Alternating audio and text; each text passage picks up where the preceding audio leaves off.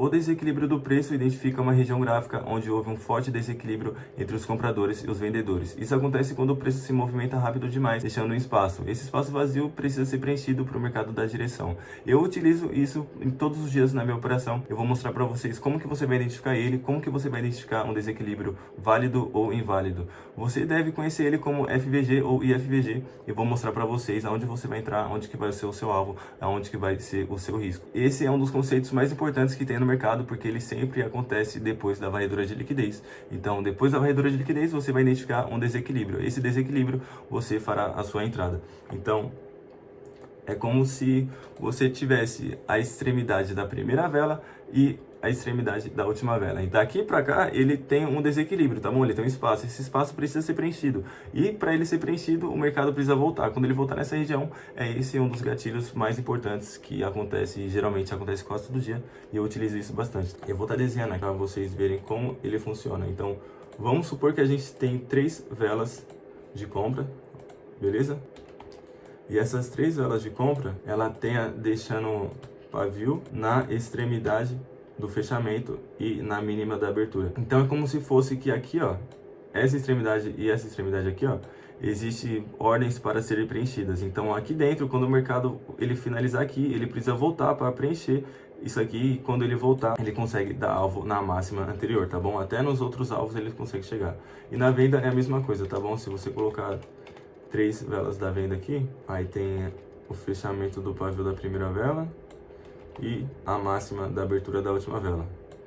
O que é a mínima? A mínima é a parte de baixo e máxima é a parte de cima. A parte de cima é a máxima e embaixo é a mínima. O que acontece aqui, a extremidade do fechamento da primeira vela não encosta na máxima da abertura da última vela. Então, isso aqui, existe muita ordem para ser preenchida aqui. Então, numa situação de baixa, aqui dentro existe ordens de compra e numa situação de alta, existe ordens de venda. Como assim? Eu vou explicar isso aí já já, tá bom? E por que que ele funciona. Não importa. As cores da vela aqui não importa, tá bom? Então, se você tiver uma vela, a primeira vela, vamos supor que ela seja vermelha, tá? A segunda seja vermelha e a outra aqui seja verde. Mesmo se ela for verde pequenininha, não importa, tá bom? O que importa aqui é o desequilíbrio, tá? É a extremidade da primeira e a máxima da última, tá bom? Pode ser compra, venda, venda, pode ser venda, compra e venda também, não importa. Só importa o espaço entre a primeira, é uma figura de 3 velas, então só importa a extremidade da primeira e... engano, só importa a mínima da primeira vela e a última, a máxima da última vela, tá bom? Então, aqui acontece o desequilíbrio, tá? E por que que isso aqui é tão importante? Por que que isso funciona sempre? Existe aqui dentro, antes do mercado voltar para cá, o que acontece?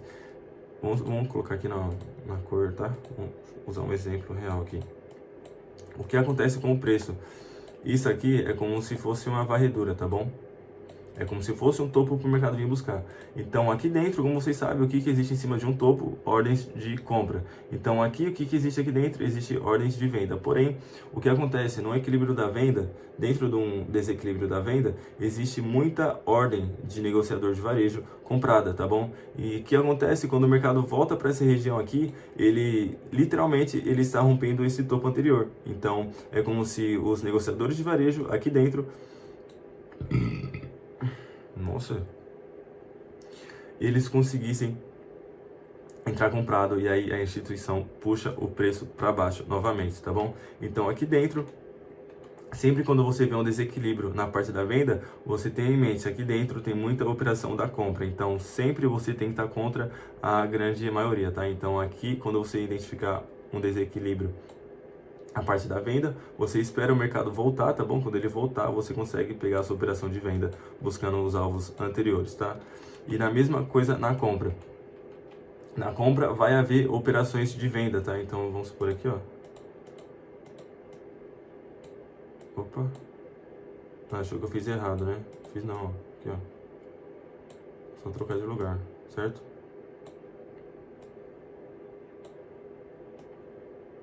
Então vamos supor que aqui estamos na compra, tá?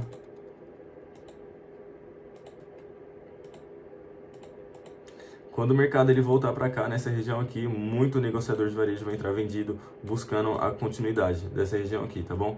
Porém, a instituição sabe que quando o mercado volta para cá, ele tem que voltar para cima, buscando a máxima ou até as máximas anteriores mais para trás.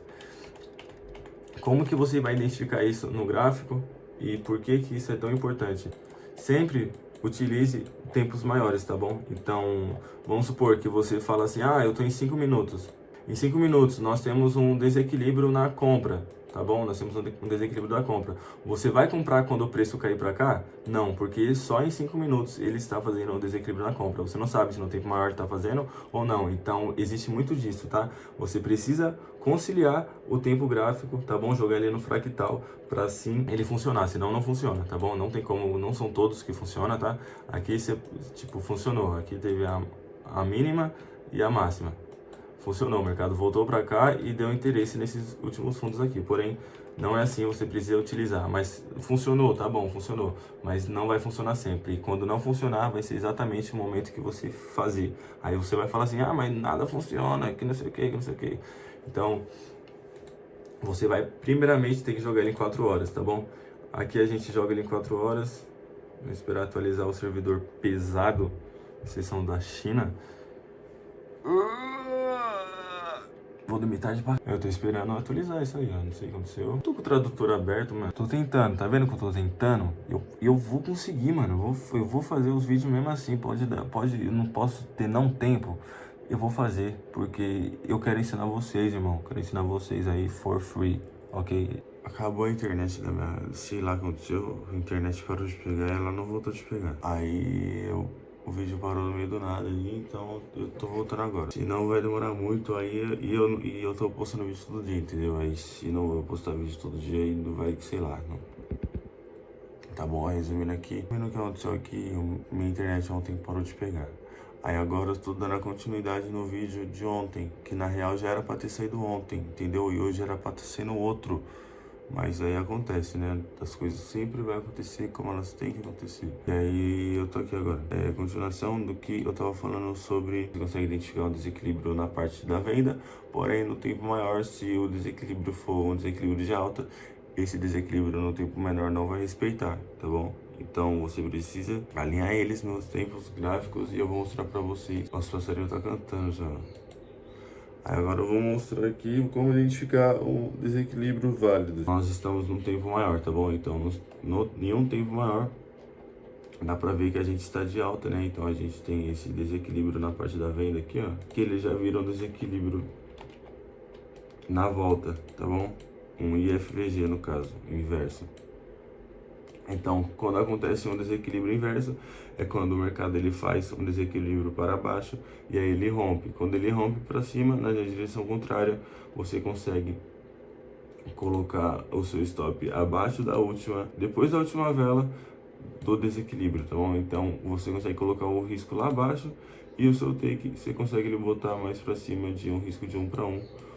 Ou se não, você consegue puxar ele até os próximos desequilíbrios, tá bom? Então praticamente é isso. E não tem muita coisa, tá bom? Não tem muita dificuldade. Você precisa identificar um desequilíbrio na parte do tempo gráfico maior, tá?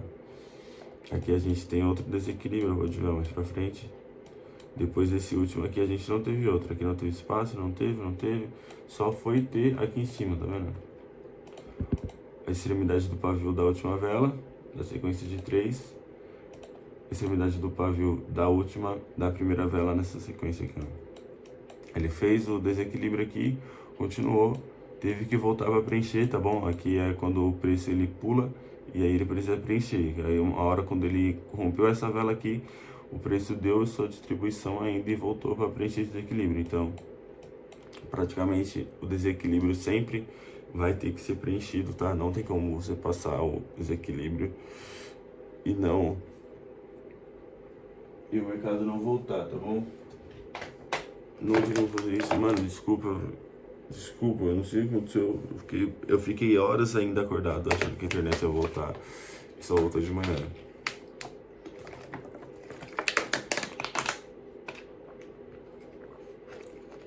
Então é isso aí, entendeu? Aqui a gente tem um desequilíbrio na parte da venda, tá vendo? Esse desequilíbrio aqui, ele vai voltar. Na hora que quando ele voltar, ele precisa preencher novamente. Foi o caso, veio preencher e ele já pode estar vindo buscar esse outro topo aqui, tá? Então, esse é o desequilíbrio. E agora eu vou mostrar para vocês onde que vai ser o seu stop na compra e onde que vai ser o seu stop na venda.